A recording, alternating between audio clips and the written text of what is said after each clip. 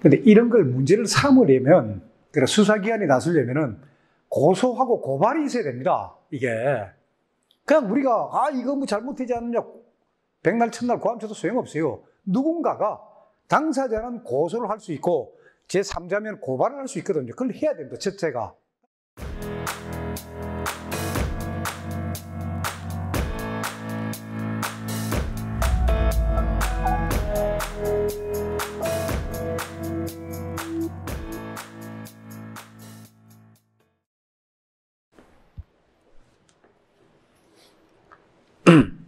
그러니까 이게 박근혜 대통령 사건의 특징입니다. 증거 아무것도 없이 그냥 주장이에요, 주장. 그러면 박근혜 대통령 사건의 진실은 뭐냐? 자, TV조선 이진동 기자가 최초의 취재 기자입니다. 이진동 기자. 이 친구가 이제 2014년 10월 달에 소위 고영태를 처음 만나거든요. 만나가 이야기 듣고 소위 신사동 의상실 CCTV 설치하게 하고 그거 화면 보고 말입니다. 이영선 행정관이 전화 받아가지고 이 자기 와이셔츠에 닦아가지고 탁 건네주고 하는 거. 그래요. 이 이진동 기자가 2014년 10월 달에 고영태로부터 제보를 받고 쫙 취재를 해봤는데 이 처음부터 믿을 수가 없거든요. 보도를 못합니다. 첫 보도를 언제 하느냐? 2016년 8월 26일이에요. 2014년 10월 달에 제보를 받고 첫 보도는 2016년 8월 26일 날. 그러면 첫 제보 내용이 보도 내용이 뭐냐? 고영태 제보가 아니에요. 문학의 황태자 차은택이에 대한 비판입니다. 차은택. 그럼 이 사건은 뭐냐? 그러니까 이진동 기자는 이 사건의 실체를 본 거예요. 차은택이가 문화창조융합본부장 하면서 국가예산 2016년도 국가예산 1,300억을 지 마음대로 써버린 겁니다. 그럼 그걸 또 누가 아느냐? 여러분 그 국회 청문할 때 여명숙이라고 안경 낀 여자, 막 노는 여자, 여명숙이란 여자가 차은택 후임의 그 문화정책본부장입니다. 그 가서 보니까 2016년 4월 달에 이제 부임을 했단 말입니다, 자기는. 그 보니까 2016년도 예산 이미 다 써버린 거예요, 차은택이가. 거기에다가 또 한 70몇 억 남았는데 이거는 차은택이가 지정한 예산이니까 쓰지 마라. 그래서 여명숙이가 문체부에다가 예산 사용 내역서, 영수증 다 내놔라. 그럼 문체부에서 안 주니까. 그러니까 여명숙이도 이거 근데 괜히 내가 오래 했다가는 내가 모든 걸 뒤집어 쓰겠다. 걔가 한 달 만에 그만두면서 이 내용을 이진동 기자한테 다 알려줍니다. 와, 내가 가보니까 말이야, 차은택이가 1,300억 유용했고, 문체부 위에서도 다 봐주고 있고, 여명숙하고 이진동 기자가 66년 말띠 동갑입니다.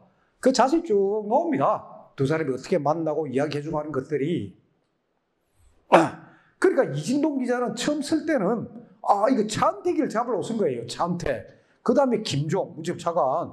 그 다음에 미르재단도 가지만은 최소한 이야기는 끄집어내지도 못합니다.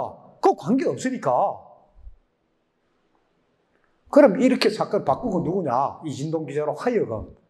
그게 윤석열 검사입니다. 윤석열. 그러니까 윤석열 검사는 늙은 나이에 검사가 돼가지고 꼭 검사하다가 잘 안 되고 하니까 옷을 벗습니다. 옷을 벗고 태평양 법무법인에 가서 한 1년 동안 변호사 합니다. 하다가 이제 노무현 딱 정부 들었을 때 다시 광주지검 검사로 내가 다시 검사해야 되겠다고 다시 검사가 됩니다. 검사가 돼가지고 뭐 변두리 돌고 나이도 많겠다. 그러면서 큰 사건 못하고 이러다가 이제 BBK 특검할 때 BBK하고 다스 관계, 이명박 관계 할 때 거기 특검 파견 검사로 가가 이명박 대통령 당선인가 BBK는 무관하다. 그 발표를 하면서 크게 부상이 되고 그래서 이명박 정부 때 소위 서울중앙지검 특수부장으로 좋은 자리에 탁 갑니다. 윤석열이가.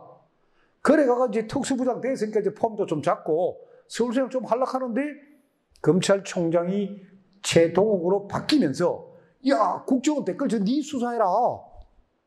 처음에 윤석열은 안 하겠다 했어요. 그거는 이거 뭐 실체도 안 들어가고 내가 못하겠으면 되는데 하락하니까 하다가 결국은 그게 잘못되고 국정원 직원들 그냥 허락도 안 받고 가택수색 하는 바람에 그게 문제가 돼가지고 대구 고검으로 쫓겨갑니다.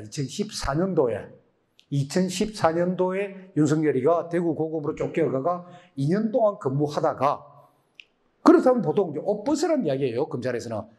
2016년도에 대전 고검 검사로 다시 갑니다. 고검 검사가 승진도 못하고 고검 검사로 가는 거는 완전히 이제 엇버스란 이야기인데도 윤석열은 대전 고검에 오다 먹고 버티고 있습니다.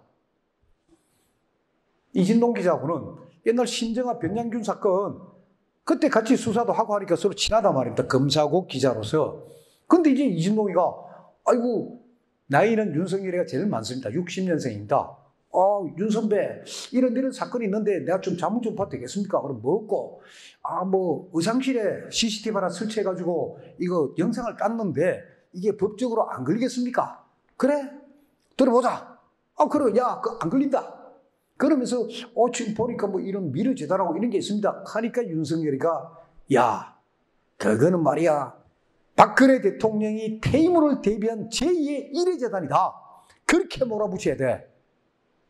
이 사건의 큰 틀을 코치를 해준 게 윤석열입니다. 그러면서 윤석열이가 야, TV조선 혼자 힘으로 하면 약하다. 그래서 내가 다른 저 좌파 언론들 내가 연결시켜줄까? 그러니까 다른 기자한테 알리지 마십시오. 하는데 한겨레 신문 김의겸 기자한테는 알려줍니다. 윤석열이가 야, 이 미르재단은 제2의 1회 재단이고 지금 TV조선이 열심히 보도를 하고 있는데 지금 청와대에서 막고 있다. 너가 나서야 된다. 그리고 이걸 건드려야 박근혜 정권의 운명, 명줄을 끊는다. 그렇게 쫙 이야기를 합니다. 날짜가 다 나옵니다. 2016년 8월 19일 날 윤석열과 김의겸이가 전한 내용 다 나옵니다.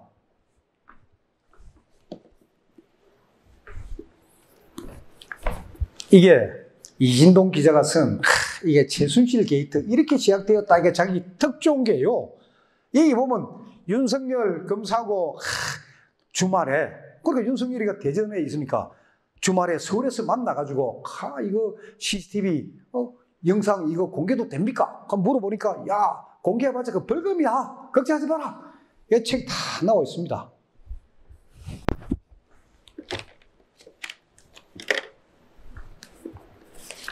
이 책이 뭐냐? 한겨레 기자들이 최순실 게이트 기자들 대통령을 끌어내리다 하면서 쓴 책이에요. 자기를 무용담. 여기 보면은 김의겸이가 윤석열 검사하고 언제 통화한 내용이 다 써놨습니다. 여기에. 그러니까 저는 수사 기록도 보고 그러면서 이제 세월이 좀 지나니까 대통령 탄핵도 되고 그리고 소위 대통령이 구속되고 나니까 이제 사냥이 끝났으면 전리품 챙겨야 될 거 아닙니까? 내가 이렇게 열심히 했다는 거 이런 책들이 나온 거예요. 이런 책들 읽으면서 저도 수사 기록하고 다 맞춰보니까 이게 다 나오는 거예요.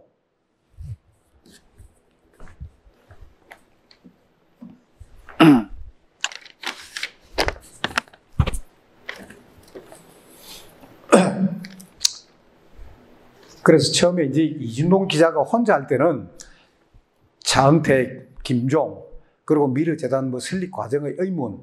그러니까 미르재단은 한마디로 이야기할 때 대통령 전혀 무관하고 안종범하고 차은택이가 합작해서 만든 재단입니다. 여러분도 알고 계시지만 중국 리그창 총리가 갑자기 들어오니까 리그창 총리 방안에 맞춰가지고 한국과 중국 민간 기업 간에 민간 단체 간에 문화 교류 MOU를 체결해야 되니까 급히 만들어라. 그렇게 대통령이 지시하셨다 하는 게 안종범 주장이고 그게 전 언론에 그래 보도되어 있지 않습니까? 리그창 총리 방안에 맞춰서 미르재단 만들었다. 자, 그러면은 대통령께서 다 진술했지만 나는 리그창 총리 미르재단 만들라고 지시한 적 없다. 다음, 최소원, 나는 안종범하고 최소원하고 안종범은 전화 한 통 한 적 없는 사이입니다. 전혀 모르는 사이입니다. 정호성, 최소원한테 그런 이야기 들은 적도 없고 대통령한테 그렇게 보고한 적 없다.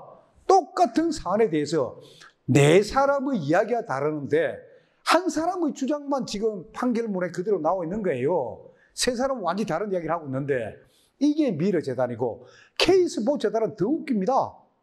K스포츠재단은 공소장에 보면 2015년 12월 21일 날 대통령이 안종범을 불러가지고 야, K스포츠재단 만드는데 이사장은 누구라고 사무총장은 누구라고 대통령님께서 그렇게 지시하셨습니다. 그게 공소장이에요. 안종범 진술이고. 그러면은 K스포츠재단 초대 이사장 정동구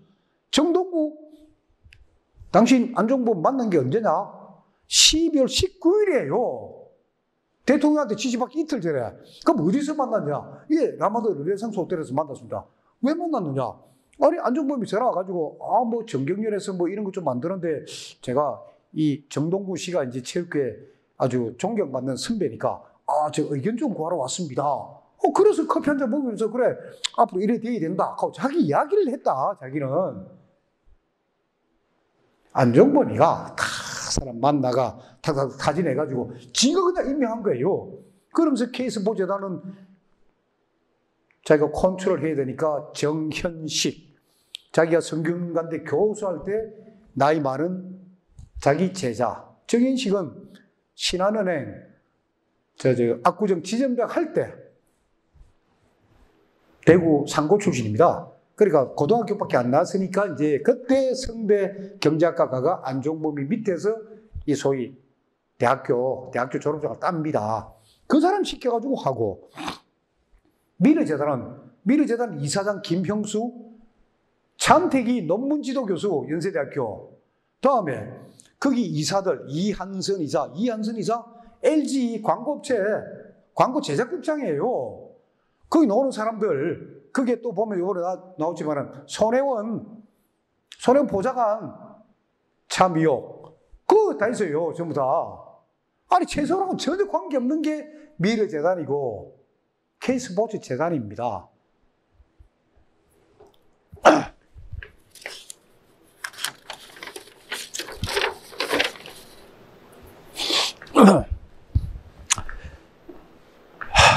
그러면은 왜 그때 윤석열, 이진동, 김의겸 이런 기자들이 왜 이렇게 되고 이런 분위기가 가능했을까? 대통령이 이 탈핵이라는 이런 분위기가 왜 가능했을까? 우리가 이 부분을 알아야 됩니다. 2012년 대통령 선거. 그래, 2012년 12월 19일 날 대통령 선거가 있었습니다. 그때 박근혜 대통령이 50% 넘어갑니다. 50.6%인가 해가지고 대통령이 당선됩니다. 되는데 12월 17일 날 리얼미터라고 여러분 많이 나오죠. 리얼미터라는 여론조사. 거기 여론조사에 보니까 문재인 후보가 처음으로 1.7%를 앞섰다는 거예요. 자, 보십시오. 12월 17일이면 대통령 선거 투표 이틀 전입니다. 그때는 깜깜이 기간입니다. 여론조사 결과 공표 못하게 됐습니다. 리얼미터 사장 이택수, 리얼미터가 저도 근거도 몰라요. 어떻게 문재인 후보가 처음으로 1.7% 이겼는지. 그거를 박근혜 캠프에도 알려주고 문재인 캠프에도 알려준 거예요. 문재인 후보가 1.7% 앞섰다. 그래서 박근혜 캠프 쪽에서는 그 보는 순간 이제 그동안의 추이가 계속 우리가 앞서왔고, 뭐 잠깐 떨어졌다 하더라도 이거는 대세에 영향이 없다. 아무 문제 없다. 문재인 캠프는 난리가 났죠. 드디어 우리가 이겼다. 문재인 대통령은 2012년 그 대통령 출마 때 문화예술계 거기서 360억을 문재인 펀드로 그단 사람이에요. 그 돈과 대통령 선거를 치는 사람입니다. 그러니까 그 펀드 돈 된 사람들 그 소위 투자금도 먹고 자리도 차지하고, 그러니까 12월 17일 날 1.7% 앞섰다 하니까 샴페인 터뜨리고 난리가 난 거예요. 그게 잘못된 거란 말입니다. 그건 공개해서도 안 되고 그때 1.7% 앞섰다는 게 뭘 근거로 했는지 그걸 우리가 몰라요. 그게 리얼 미터고 그게 이택수 사장이 그런 걸 한 겁니다.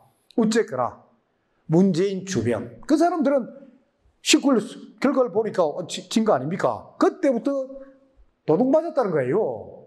분위기가. 그러니까 대통령 사건을 치르면서 우리 이 모든 것들 지금 사실 다 알아야 됩니다. 자, 그런 분위기 속에서 국정원 댓글 사건도 벌어졌고, 그러다가, 자, 박근혜 대통령이 2013년 2월 달에 2월 25일 날 출범합니다. 출범하면서 박근혜 대통령이 제일 먼저 한 게 뭡니까? 기업을 살리는 겁니다. 대한민국 경제를. 그래서 그때 한 게 기업 활력 제고법. 기업의 활력을 살리기 위한 제고법에가 특별법을 만듭니다. 그러니까 기업이 소위 크게 할 수도 있고 줄일 수도 있고 그럼 근로자 이제 고용하고 걸리는데 그걸 3년 한시적인 특별법 만들어가지고 어쨌거나 기업이 좀 정리를 해가지고 제대로 되자. 그리고 서비스 산업 뭐 바꾸고 그래서 기업 활력 제고법은 국회를 다 통과를 합니다. 그거는. 그래 되니까 민노총에서는 70만 개 일자리가 사라졌다고 난리를 치고 막 대들기 시작하고 이 정부에. 거기에다가 이제 서비스 산업 발전법 이런 법들을 이제 막 하려하니까 다 때리막은 거예요. 거기에다가 자 결국 우리나라 연금 개혁을 해야 됩니다. 공무원 연금, 교직원 연금, 군인 연금 이거 개혁을 해야 대한민국이 그래야 국민연금처럼 제대로 가는데 물론 그분들은 다른 그 뭐 대기업 근무자보다는 조금 봉급적게 받는 게 있죠. 공무원들이 있는데 대통령이 그 칼을 빼드는 거 아닙니까? 공무원 연금 개혁. 그래서 어쨌거나 그건 통과를 시켰습니다. 그거는 그래 되니까 이제 공무원부터 선생들이 난리가 난 거죠. 그 다음은 우리다. 대통령이 힘을 가지면은 그러다 보니 결국 2016년 4월 총선 때 결국 공무원 조직하고 이런 조직들이 반발하면서 참패를 해버립니다. 그때 분위기가. 그러니까 대통령이 조금 더 힘을 갖고 비축을 해가지고 갔어야 되는데 막 밀어붙인 거예요. 기업 활력 특별제고법도 만들고 공무원 연금 개혁도 하고 그 다음에 통진당 해산 가고 정교조 법외노조 인정하고 막 밀어붙이니까 엄청난 역풍을 맞은 겁니다. 이게. 그게 이제 결정타가 뭐냐. 2016년 10월 1일 날 국군의 날 때 대통령 전 세계가 지켜보는 국군의 날 기념식에 대통령이 북한을 향해서 한마디 하지 않습니까? 북한 동포 여러분, 자유 대한민국으로 오십시오. 그거예요. 그때 이미 북한은 굉장히 위기였습니다. 아까 그 김태산 선생님께서도 잠시 말씀하셨지만은 94년도 김일성이가 죽고 난 뒤에 고난의 행군 2년 동안에 230만 명이 굶어 죽었습니다. 북한은. 마찬가지로 그게 어느 정도 이제 수습이 됐지만 김정은 들어서고 난 뒤에 아주 상황이 안 좋아가지고 북한에 지금 김정은 암살조도 있고 우리 국가정보원에서 그쪽 세력하고 연관이 돼가 지원도 해주고 거의 지금 북한이 그러니까 밑에서 김정을 치고 그리고 대한민국이 북한을 흡수통일하는 그런 분위기가 그때 가 있었거든요. 그래 되면은 누가 제일 곤욕을 치릅니까? 우리 사회 주사파들 아닙니까? 주사파들 자기 신분 다 노출되고 하니까 그때부터 주사파들이 모여가지고 이 박근혜 정권에 대항해야 된다. 근데 주사파들이 그때 이 정부에 대항하기 위해서 만든 논리는 뭐냐? 아무것도 없어요. 딱 하나예요. 세월호입니다. 세월호. 2014년. 그거 터뜨리자. 세월호 7시간. 그게 주사파에서 뭔가 국민을 선동을 하려고 하니까 팍 피부에 닿는 거.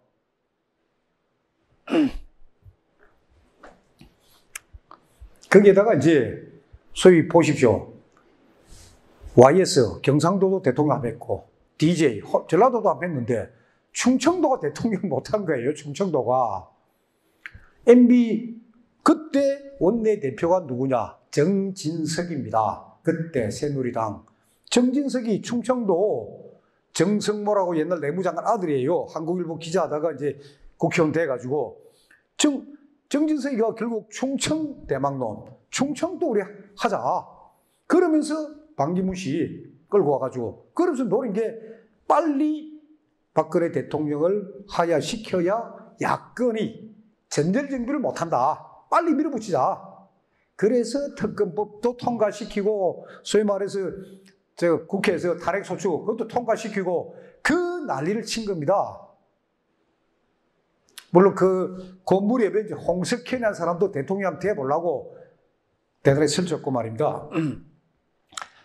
그래서 이런 것들이 다 엮어져가지고 이런 탄핵까지 왔는데, 자, 탄핵에 대해서 말입니다. 지금 탄핵이 뭐 잘 됐니 잘못됐니 하는 이야기가 있는데, 저는 다른 걸 떠나가지고 박근혜 대통령이 만약에 진짜 헌법을 위반했다든지 국민들의 어떤 재산권을 침해했다든지 누구를 뭐 죽였다든지 잘못한 게 있다면 그거는 해라 이거죠. 그거는 위법한 게 있다면 아무것도 없어요.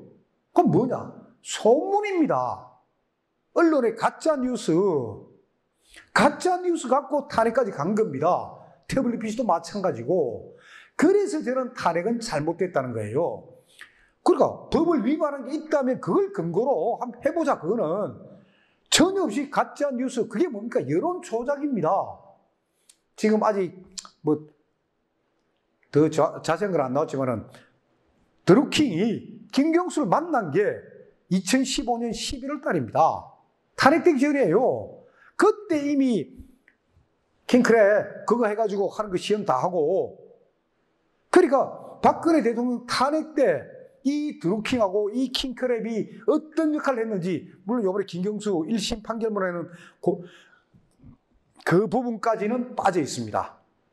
앞으로 그 부분도 해야 되는데, 그런 분위기가 됐기 때문에, 그래서 저는 탄핵은 이거는 진짜 가짜 뉴스, 조작된 여론으로 했기 때문에 잘못됐다.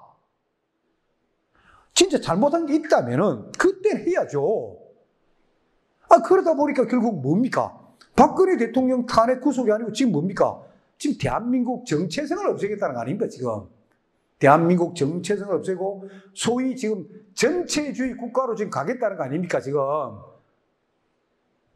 그리고 헌법재판소 그 탄핵 이유, 탄핵 사유, 대통령 탄핵한 사유는 뭐냐? 딱 두 가지예요. 하나, 정부가 민간 기업 영역에 침입해가지고, 침범해가지고 돈을 뺏었다. 그게 재단이에요. 미래재단 케이스 보재단.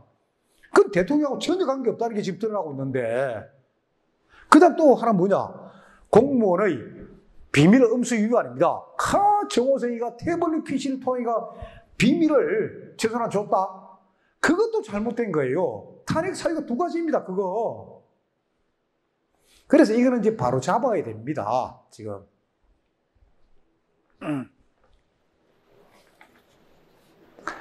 특히 그 헌법재판관들이 그 판결문, 탄핵 결정문 끝에 뭐 헌법 수호 의지가 없었다?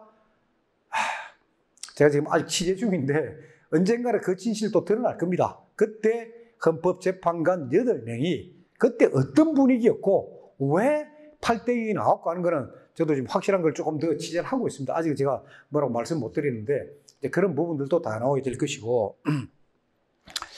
그래서 일단 제 이야기는 요거까지로 하면서 제가 하는 이야기들 중에 상당 부분은 제가 하는 그 거짓과 진실 홈페이지에 제가 직권 파기를 위한 의견서 해가지고 거기에 개요, 총동, 강동까지만 올려놨습니다.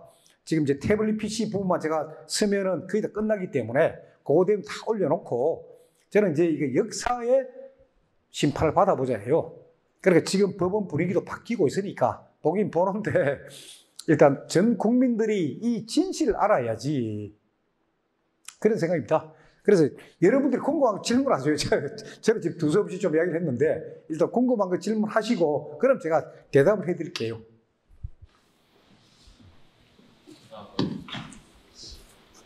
저희가 며칠 전에 그 국회에서 탄핵 질서라는 그 행사를 진행했습니다. 그 탄핵에 대해서 저희 투스포는 기본적으로 부정적인 인식을 가지고 있는데 그 이유가 왜냐면은 탄핵이 언론의 거짓된 선동에 의해서 진행됐기 때문이고 그것들을 헌법재판소 그리고 또 헌법재판소에서 사실관계를 확인하지 않고 그 언론의 기사를 바탕으로 판결을 내기 때문에 잘못된 것이다. 기본적인 이런 입장인데 그 오늘 또 우종찬 기자님께서 그렇게 정리를 해주셔서 너무 감사합니다. 그리고 또 사실 대한민국에서 이런 강연 들을 수 있는 기회가 잘 없고 또 우종찬 기자님께서만 이렇게 정리해 주실 수 있는 내용이 아닌가 싶습니다. 정말 훌륭한 강연 진행해 주신 우 기자님께 큰 박수 부탁드립니다. 그러면 질의응답 진행하도록 하겠는데요. 그러면 제가 한 가지만 먼저 질문 드리겠습니다. 그러면 제가 이해한 결론은 이게 안종범 씨와 차은택 씨의 개인 범죄. 맞습니다. 예, 그렇게 저는 그렇게 정리가 되고, 그리고 또 그 무렵에 제가 게임 같은 일들을 해왔었기 때문에 컨텐츠 제작 관련된 업체들, 또 광고 제작 업체들, 그런 사장님들을 사실 좀 만날 기회가 있었는데, 그 무렵은 사실 청와대를 팔면서 VIP를 팔면서 이게 VIP의 요청이다 이런 식의 얘기를 하면서 이렇게 돌아다니던 분이 차은택 씨였거든요. 그런데 이게 차은택 씨의 개인 범죄라면은 전체적인 그림이 좀 완성이 되는 게 아닌가, 안종범 씨하고. 근데 그 부분에 대해서 안종범의 개인 범죄, 차은택의 개인 범죄라는 부분에 대해서 관련 증거가 충분하다고 보시는지 그거 여쭤보고 싶습니다. 일단 이 일은 돈과 관련된 사건을 수사를 하려면은 기본적으로 예금 계좌부터 뒤져야 됩니다. 검찰이.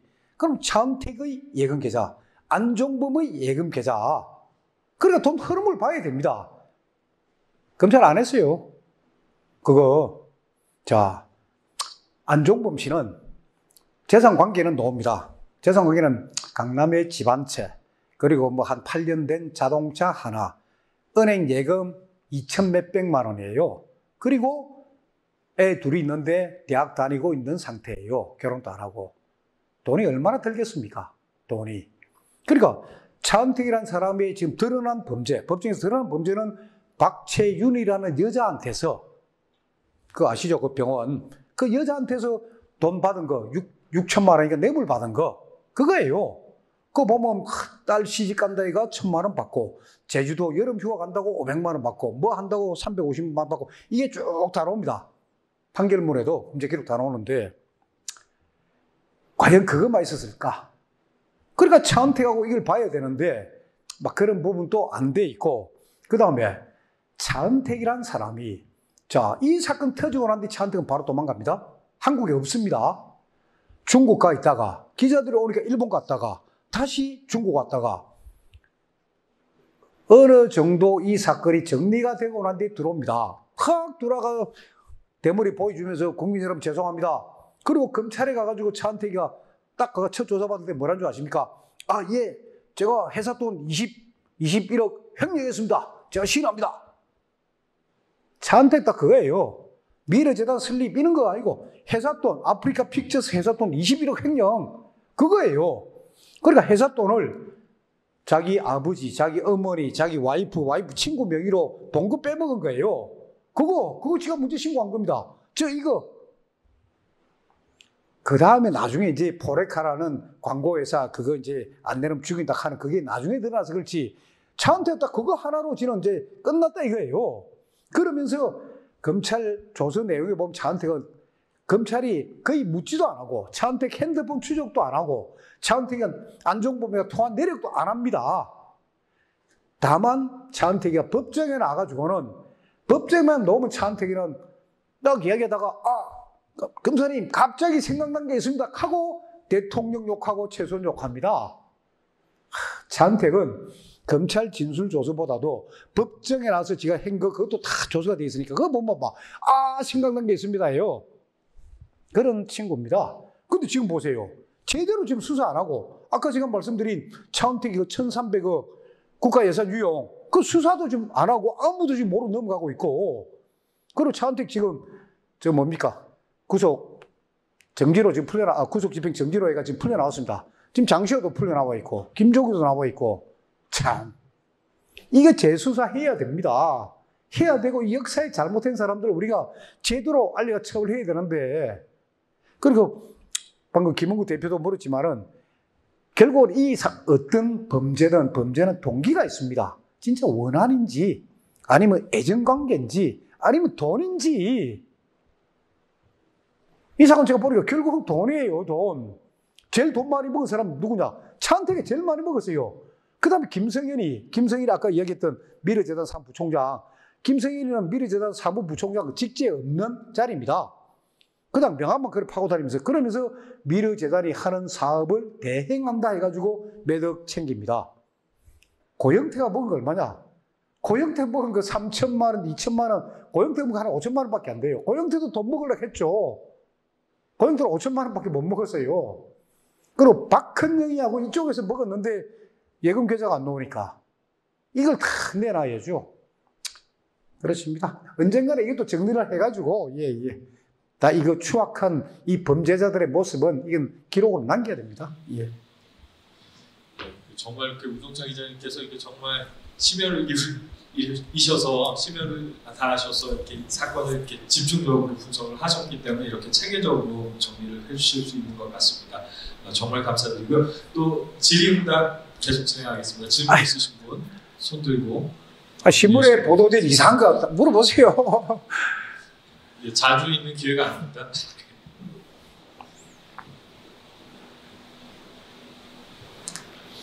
아유, 수고하셨습니다. 제가 좀 여쭙고 싶은 거는 이제 그 삼성 재판 있지 않습니까? 예. 그 대통령하고 그 공범 관계라고 해가지고 근데 이쪽 재판은 어떻게 되고 있는 건지 네. 거기에 이쪽에서 걸리면 저쪽도 같이 걸리게 돼 있을 것 같아서 그게 좀 궁금합니다.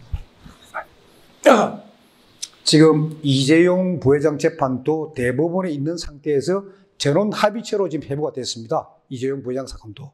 그리고 박근혜 대통령 사건도 대법원 2부에 있다가 전원 합의체로 와 있습니다. 블랙리스트 사건도 지금 전원 합의체고, 그리고 문영표 그리고 홍한식 국민연금 그 사건도 지금 전원 합의체입니다. 그러면은 이 사건 전체를 다 봅니다. 전체를 다 보는데, 자, 이 승마 뇌물 부분에 대해 가지고 대통령 사건에서 보는 승마 액수하고 이재용 부회장 사건에서 보는 승마 액수가 금액이 다릅니다. 금액이 다르고, 그리고 어느 걸 뇌물로 봐야 되느냐. 이 판단은 솔직히 제가 볼 때는 이 판단은 지금 대법원 3부의 조희대 대법관이라고 계십니다. 그분이 이런 뇌물 분야는 최고입니다. 이분이 아마 명확하게 정리를 한번 해 주실 거예요. 그러니까 지금 보면은 소위 정영식 부장 이야기는 코아 스포츠에 간 그게 42억 아니다 37억 코아 스포츠에 간 돈이 있습니다. 용역비. 그거는 뇌물 맞다. 그럼 나머지 말은 삼성 거리가 아니다. 나머지도 아니다 하는 거고, 지금 대통령 사건에서는 이거 코아 스포츠 용역비도 뇌물이고 말보험료도 뇌물이고 이렇게 검열이 되어 있습니다. 그래서 그 판단은 일단 대법관들 쪽에 맡기는 게 제가 보면 좋을 것 같고, 그리고 삼성 승마 부분도 우리가 그동안에 삼성의 재판 전략이 잘못됐습니다. 삼성이 이재용 부회장 사건에서 삼성 1심 재판에서 삼성 쪽에서 이재용 부회장 감옥에 있으니까 쪽에서 주장한 거는 이재용 부회장은 피해자다. 우리는 이재용 부회장은 최순실한테 속았고 결국 대통령한테 속았다. 그 속았다는 논리로 빠져나가려고 했던 거예요. 1심에서. 그런데 그게 깨져가지고 결국 형만 나오고 계속 감옥에 갇혀 있게 됐단 말입니다.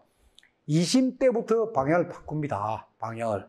그러니까 이게 최소한테 속고 대통령이 속은 게 아니고 결국은 박원호라는 사람한테 속았고, 박상진이라고 삼성전자 대외 담당 사장이면서 승마협회 회장하던 박상진이의 명예욕 때문에 우리가 속았다. 이 최소한이 아니다. 내부적으로 잘못된 거다. 그걸 이재용 부회장이 법정에서 다 얘기를 합니다. 박상진이라는 사람이 이런 사람이고 내가 왜 박상진을 혼을 냈고, 그래서 박상진이가 머리가 획 돌아가가지고 뭐 이렇게 된 거, 그런 이야기 다 나옵니다. 그래서 이재용 부회장이 그래도 사실대로 밝혀라. 우리가 최순실한테 그리고 대통령한테 속았다는 거 그 논리가 아니다. 사실대로 밝혀라. 그래서 지금 사실관계가 많이 지금 드러나 있는 상태입니다. 다만 대한민국 어느 언론도 이런 내용을 지금 안 쓰고 있습니다. 이런 거 안 쓰고 신문에 보도된 거 기사 쓰기 쉽게 이미 다른 기자가 쓴 거 그것만 살살 뺏겨가 보도하고 있지 새로운 내용들을 전혀 지금 보도를 안 하고 있습니다. 예. 그래서 이재용 부장고 사건하고 그 부분은 아마 대법원 판단을 기다리는 게 낫지 저로서도 뭐라고 이거는 뇌물이다 아니다 하는 이야기 좀 하기는 그렇고 좀 그렇습니다. 네, 감사합니다. 예, 또 궁금하신 거 있으시면은 질문 받겠습니다. 예.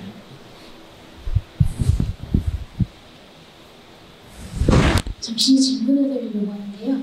저는 이런 사건이나 또 이름, 정식에 계시는 분들의 그런 이름들을 들으면서 이제 모르시는 분들도 굉장히 많고 사건의 진위를 보면서 가짜가 굉장히 많다는 것을 인식은 하지만 저는 굉장히 궁금한 게 언론계에 계시니까 방송에는 방통위가 있고 방심위가 있는데 어떤 언론 조작에 관한 그런 잘못된 보도들 저도 태극기 집회도 가보고 또 촛불 그러니까 양초를 들고 계신 분들의 그런 모임들도 봤지만 숫자에 대한 잘못된 보도들도 굉장히 많았거든요.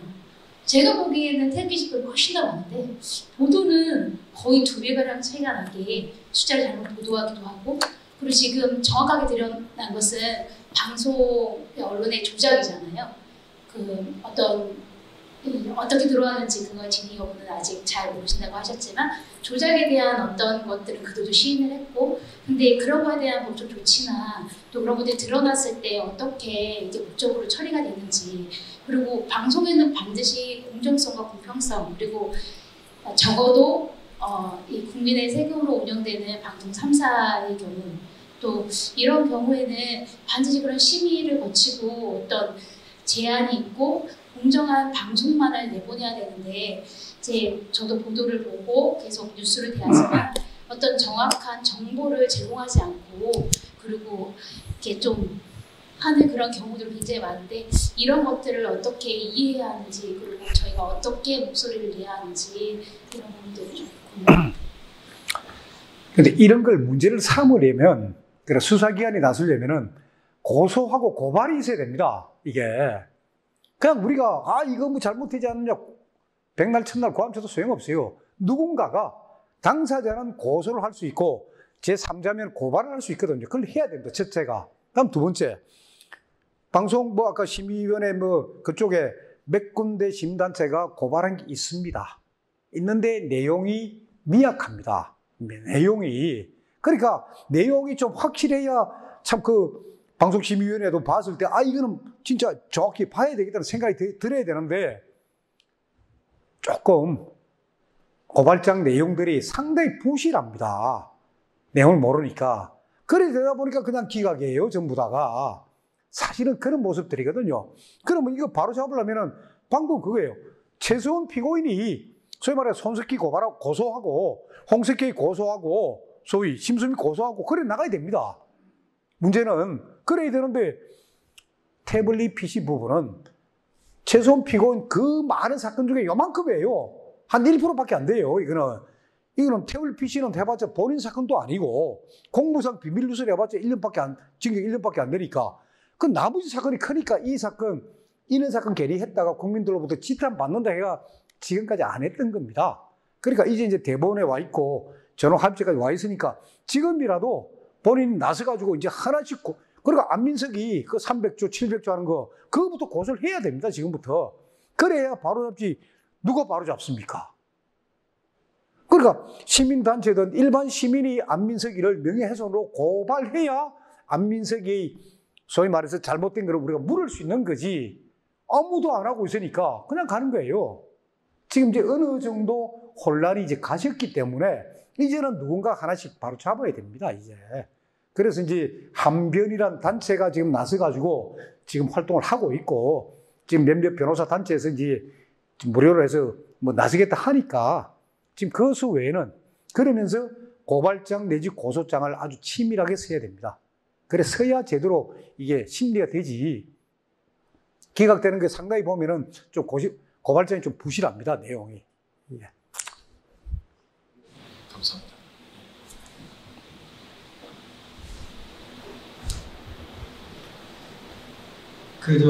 마지막 이제 헌법재판소에서 판결 그 종결을 그 단어를 그때 이제 국민들은 인용이냐 기각이냐 이 두 가지를 이제 듣기를 했는데 딱 나오는 건 파면으로 나와요. 근데 왜 그 말이 나왔는지 그거 좀 의심스럽고요. 그다음에 이제 요즘 최근에 보면 그 KBS에서 11시 오늘 밤 김제동 끝나고 그다음에 저널리즘 뭡니까? 아시죠? 완전히 그 대면 그 방송으로 변한 것 같더라고요. 거기에 집중적으로 조선일보를 대상으로 아주 예를 들면 손혜원 구하기 그 방송처럼 막 나오는데 그 조선 쪽에서는 뭐 여기에 대한 어떤 대응이나 이런 것을 아는 바 있으면 말씀해 주십시오.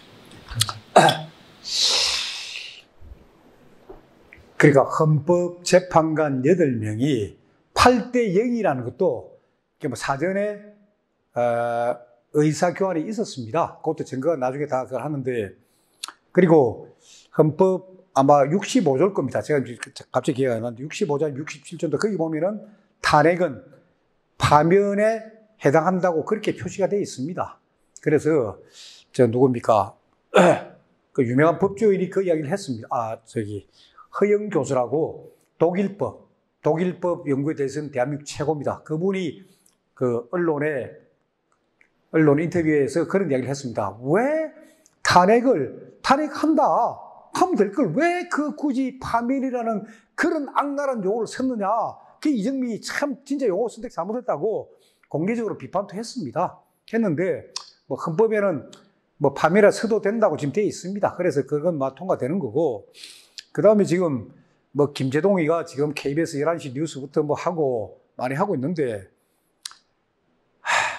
뭐 조선일보가 하면 되죠. 명예훼손으로 고발하고 하면 되는데, 뭐 모르겠습니다. 지금 안 하고 있으니까. 조선일보도 지금 청와대로부터 고발당한 게 굉장히 많습니다. 권력청으로부터 고발당한 것도 있고, 그래서 뭐 우리 모르는 뒤에서는 이거 없는 걸로 하면 저거 취소하고 뭐 그런 게 있고 하는데, 그건 뭐 언론사 사정이니까 제가 잘 모르는 분야입니다. 그 분야는. 예. 마지막 질문. 실제로 태블릿 PC를 네트워크에서 가지고 사용했던 사람이 김한수라고 계속 뭐 그런 얘기들이 많이 돌던데 실제 그 김한수가 맞습니까?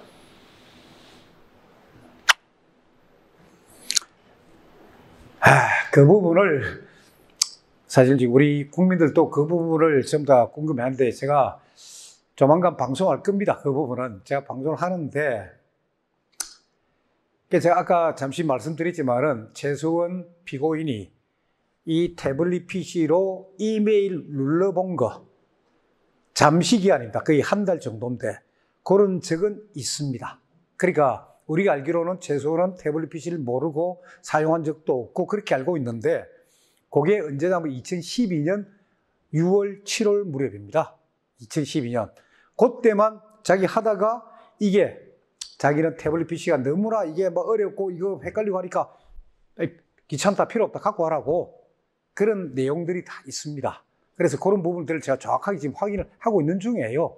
확인을 하고 있는 중이니까 확인이 다 되는 대로 아마 다음 주에 계속 제가 이 방송을 할 겁니다. 제가 해가지고. 그러니까 우리도 잘못 알고 있는 부분은 바로 잡을 겁니다. 제가. 그러니까 최수원 피고인이 그거는 2012년이니까 4년 전 일이다 보니까 본인이 기억이 안 날 수도 있고 그렇게 이야기했을 수도 있는데, 태블릿 PC 속에 들어있는 내용들 그 분석은 거의 다 끝났습니다.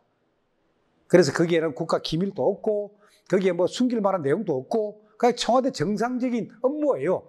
그걸 하나하나 나중에 제가 다 설명을 다 해드릴 겁니다. 그리고 기록으로 다 남길 거예요.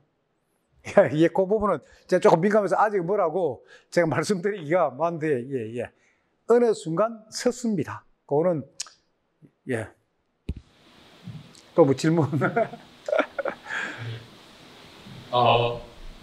대한민국에서 탄핵 사태, 형사재판과 관련된 내용에 대해서 정말 그 우정철 기자님처럼 제대로 이렇게 꿰고 계신 분이 안 계신 것 같아요. 일반적인 변호사분들도 잘 모르고 그냥 이렇게 넘어가는 경우들이 많이 있는데 이 부분에 대해서 정말 끈질기게 스스로 자임해 주셔서 개인적으로 정말 이렇게 감사한 마음입니다. 저도 사실은 우 기자님께서 이렇게 진행하신 방송을 보면서 이게 파편적으로 이렇게 이해를 하고 있지 이게 전체적으로 이렇게 정리해 주신 것은 오늘 이렇게 처음 들으면서 이게 전체적인 이렇게 그림을 다 이렇게 그려본 것 같은데요. 쉬운 작업일까요? 어려운 작업일까요? 네, 어려운 작업입니다. 어려운 작업을 이렇게 담당해 주시고 계신 우정찬 기자님께 다시 한번 큰 박수 부탁드리겠습니다.